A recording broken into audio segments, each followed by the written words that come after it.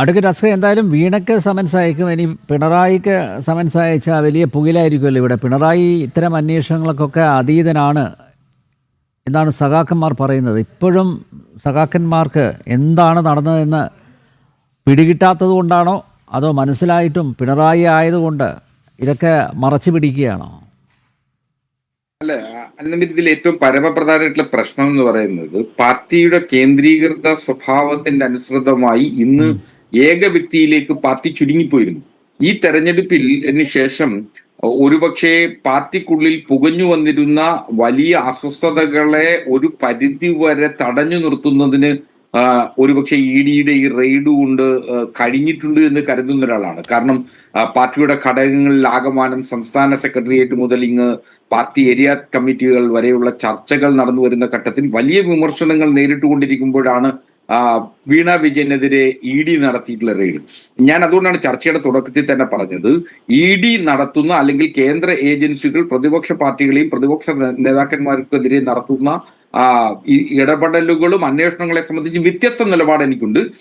അത് ശരിയായ നിലപാടല്ല എന്നുള്ളത് തന്നെയാണ് എൻ്റെ അഭിപ്രായം. പക്ഷേ നേരത്തെ വർഗീസ് സാർ ചൂണ്ടിക്കാണിച്ച ഒരു പ്രശ്നം എന്ന് പറയുന്നത് ശ്രീമതി സോണിയാഗാന്ധിക്കും അതുപോലെ ശ്രീ രാഹുൽ ഗാന്ധിക്കുമെതിരെ നടത്തിയിട്ടുള്ള ഡക്കാൻ ഹെറാൾഡ് കേസിൽ ഒരുപക്ഷെ അവിടെ നടത്തിയിട്ടുള്ള വലിയ തോതിലുള്ള പ്രതിഷേധം എന്ന് പറയുന്നത് കോൺഗ്രസും പ്രതിപക്ഷ പാർട്ടികളും നടത്തിയിട്ടുണ്ട്. അതിന് സമാനമല്ല വീണ വിജയൻ എന്ന് പറയുന്ന മുഖ്യമന്ത്രിയുടെ മകൾക്കെതിരെ നടക്കുന്ന അന്വേഷണത്തെ പാർട്ടി പ്രതിരോധിക്കുക എന്ന് പറയുന്നത്. അവിടെയാണ് പ്രശ്നം. ഇവിടെ പിണറായി വിജയനെതിരെ നാളിതുവരെ യാതൊരു അന്വേഷണവും ഇ ഡി നടത്തിയിട്ടില്ല. അന്വേഷണം നടത്തുന്നത് വീണ വിജയനിലേക്കാണ്. അപ്പോ തന്റെ അയൽപക്കത്തേക്ക് എത്തുന്നത് മനസ്സിലാക്കി അതിനെ പ്രതിരോധിക്കുന്നതിനു വേണ്ടി ഒരുപക്ഷെ സാക്ഷാൽ പിണറായി വിജയൻ തന്നെ നടത്തുന്ന പ്രതിരോധ പ്രവർത്തനമായി ഇതിനെ കാണേണ്ടി വരും. ഇതൊരു പാർട്ടി ആഹ്വാനപ്രകാരമല്ല എന്ന് തെറ്റിദ്ധരിപ്പിക്കാൻ വേണ്ടി നടത്തുന്ന ഒരു ശ്രമം മാത്രമാണ്. ദൃശ്യമാധ്യമങ്ങളിലൂടെ അറിഞ്ഞതിന്റെ അടിസ്ഥാനത്തിൽ ജനങ്ങൾ ഒത്തുകൂടി, പാർട്ടി പ്രവർത്തകർ ഒത്തുകൂടി പ്രതിരോധിച്ചതല്ല.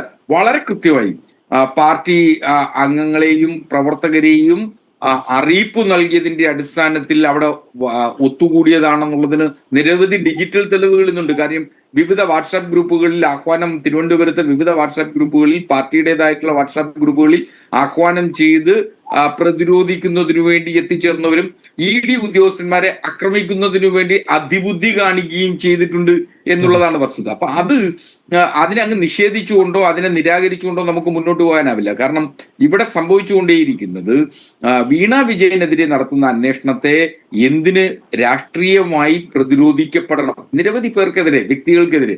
കാര്യം പാർട്ടി തുടക്കം മുതലേ പറഞ്ഞുകൊണ്ടേയിരുന്നത് രണ്ട് വ്യക്തികൾ തമ്മിൽ അല്ലെങ്കിൽ രണ്ട് സ്ഥാപനങ്ങൾ തമ്മിൽ നടത്തിയിട്ടുള്ള ഒരു ഇടപാടുകളിൽ എന്തിന് വലിയ തരത്തിൽ സി പി എമ്മിനെ പ്രതിരോധത്തിലാക്കണം അല്ലെങ്കിൽ മുഖ്യമന്ത്രിയെ പ്രതിരോധത്തിലാക്കണം എന്നായിരുന്നു ഭരണത്തിൽ ഇരുന്നപ്പോ സി പി എം പറഞ്ഞത്. ഇപ്പോ സി പി എം പറയുന്നത് അല്ലെങ്കിൽ പാർട്ടി പറയുന്നത് പിണറായി വിജയനെതിരെ നടത്തുന്ന അന്വേഷണമായി ഇ ഡി വരുന്നു, അതുകൊണ്ട് പ്രതിരോധിക്കുന്നു എന്നാണ്. ഇവിടെ ഒരു തരത്തിലും ഒരു കോടതിയിലും ഒരിടത്തും മുൻ മുഖ്യമന്ത്രിയായിട്ടുള്ള പിണറായി വിജയനെതിരെ ഒരു അന്വേഷണവും നടത്തുന്നതായി ഇ ഡി പറഞ്ഞിട്ടില്ല. നിലവിൽ മുഖ്യമന്ത്രിയുടെ മകൾ എന്ന നിലയിൽ അനധികൃതമായി പണം സമ്പാദിക്കുന്നതിനു വേണ്ടി CMRലുമായി ചില സാമ്പത്തിക ഇടപാടുകൾ നടത്തിയെന്ന് ഇൻകം ടാക്സ് ഇന്ററിം സെറ്റിൽമെന്റ് ബോർഡും SFIOയും കണ്ടെത്തിയിട്ടുണ്ട്.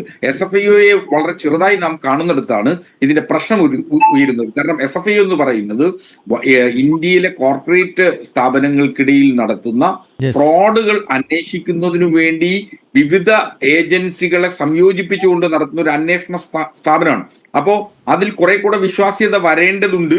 ആ വിശ്വാസ്യതയിലാണ് 2.25 കോടി രൂപയുടെ ഇടപാടുകൾ അനധികൃതമായി നടത്തിയെന്ന്, യാതൊരു സേവനവും ഇല്ലാതെ നടത്തിയെന്ന് പറയുന്നത്. അവിടെയാണ് പ്രതിരോധത്തിന്റെ ഭാഷ പാർട്ടി തീർക്കുന്നതിനോട് പാർട്ടി അംഗങ്ങൾക്കും അതുപോലെ പാർട്ടി പ്രവർത്തകർക്കുള്ള വിയോജിപ്പ് വരേണ്ടിയിരിക്കുന്നത്. ആ വിയോജിപ്പുകളാണ് ഒരുപക്ഷെ വരും ദിവസങ്ങളിൽ കേരളത്തിലാകമാനം അലയൊടിക്കേണ്ടിയിരിക്കുക എന്നാണ് ഞാൻ കരുതുന്നത്. അത് അങ്ങനെ തന്നെ ഉണ്ടാകും.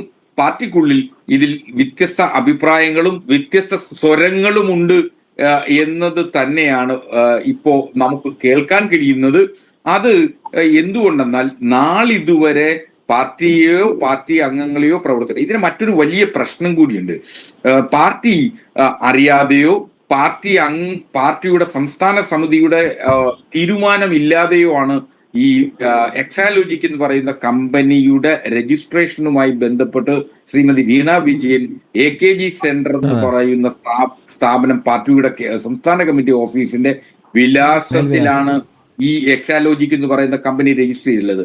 അപ്പോൾ അത് കാരണം CPM-ന്റെ സംസ്ഥാന സമിതി ഓഫീസ് AKG സെന്റർ വിലാസമാക്കി ഏതെങ്കിലും ഒരു സ്ഥാപനം തുടങ്ങണം എന്നുണ്ടെങ്കിൽ പാർട്ടിയുടെ സംസ്ഥാന സമിതിയുടെ അംഗീകാരത്തോടു കൂടി മാത്രമല്ല, അങ്ങനെ ഏതെങ്കിലും അംഗീകാരമുണ്ട്. ഇപ്പൊ നാളെ ഏതൊരു പാർട്ടി പ്രവർത്തകനും AKG സെന്റർ വിലാസം വെച്ചുകൊണ്ട് രജിസ്ട്രേഷൻ ചെയ്യുന്നുള്ള സ്വാതന്ത്ര്യം നൽകുന്ന തരത്തിലേക്ക് ഇത് മാറുന്നു എന്നുള്ള ഒരു കാഴ്ചയാണ് നമുക്ക് കാണാൻ കഴിയുന്നത്. പിന്നെ AKG സെന്ററിലെ വിലാസത്തിൽ പാർട്ടി ഏതെങ്കിലും ഘട്ടത്തിൽ സഖാവ് പിണറായി വിജയന്റെ പോളിറ്റ് ബ്യൂറോ അംഗമായിട്ടുള്ള സഖാവ് പിണറായി വിജയന്റെ മകൾക്ക് ഒരു സ്വകാര്യ കമ്പനി തുടങ്ങാൻ അനുമതി നൽകിയിട്ടില്ല. അതിന്റെ രേഖ പാർട്ടി പുറത്തുവിടേണ്ട സാഹചര്യം കൂടി വരുന്നു. അത് പാർട്ടി അംഗങ്ങൾ ഇപ്പൊ ചോദിച്ചു തുടങ്ങും.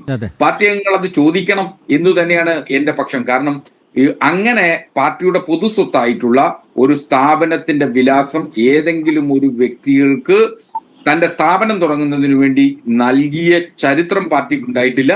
അത് പോലും ലംഘിക്കുന്ന തരത്തിലേക്ക് ഈ എക്സാലോജിക്കിന്റെ ബീജാവാഹം തന്നെ അപകടം നിറഞ്ഞ കൗതുകകരമായിട്ടുള്ള ദുരൂഹമായിട്ടുള്ള ഇടപാടുകളിലൂടെയാണ് എന്നുള്ളതാണ് അനിൽ നമ്പ്യാർ ഇതിൽ ഏറ്റവും പരമപ്രധാനമുള്ള കാര്യം. ഞാനിത് സൂചിപ്പിക്കാൻ കാര്യം, എന്നോടൊരു പാർട്ടി അംഗം ചോദിച്ചു, എനിക്കൊരു സ്ഥാപനം തുടങ്ങണമെങ്കിൽ ആ സ്ഥാപനത്തിന്റെ മേൽവിലാസമായി തിരുവനന്തപുരത്ത് AKG സെന്ററിന്റെ വിലാസം വെൽക്കുന്നതിന് അനുമതി ഈ പാർട്ടി നൽകുമോ എന്നൊരു ചോദ്യം ചോദിക്കുന്നു. ആ ചോദ്യം പാർട്ടിയുടെ സംസ്ഥാന സെക്രട്ടറിയുടെ മുഖത്ത് നേരെയാണ് ഇപ്പൊ ചോദിക്കപ്പെട്ടിട്ടുള്ളത്.